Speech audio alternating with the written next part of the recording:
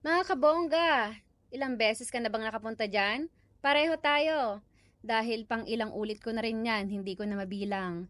Isa rin ako sa mga hindi nagsasawang panoorin at pagmasdan ang ganda ng view ng Burj Khalifa.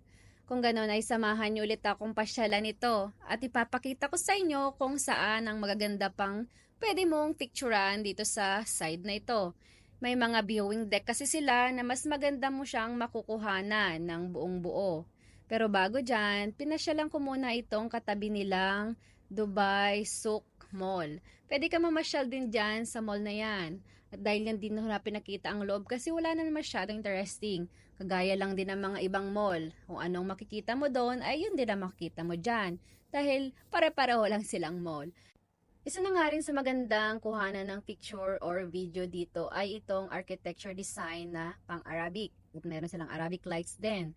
Pwede mo rin kuhanan ng magandang view dito sa bandang side na to. Pwede kang umawra dyan ng bonggang-bongga. Makitang-kita nga ang ganda ng Burj Khalifa. Isa rin to sa favorite kong spot dahil kuwang-kuwa ang aking pag-iinarte. Charis, o 'di ba? May matching light pa ng araw. Napakaganda talaga. At pagkatapos yun na pwede mo ulit balikan ang Dubai Mall sa loob. Kasama na dyan ang aquarium. Ilang beses na rin kasi kami pumunta dito kaya hindi na kami pumasok sa loob. Medyo may kamahalan din. Magtipid tayo dahil marami tayong gastusin. Charis.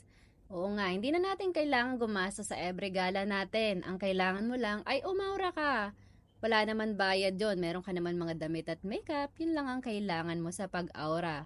At syempre, magdala ka ng cameraman mo. Charis lang. Mahirap kasing mag-travel na mag-isa, lalong-lalo na kung gusto mong umaura ay hindi mo makukuha ang gusto mo. So yun nga, inikot-ikot na lang muna namin ang Dubai Mall at umuwi na nga kami dahil magagastos kami. Thank you for watching!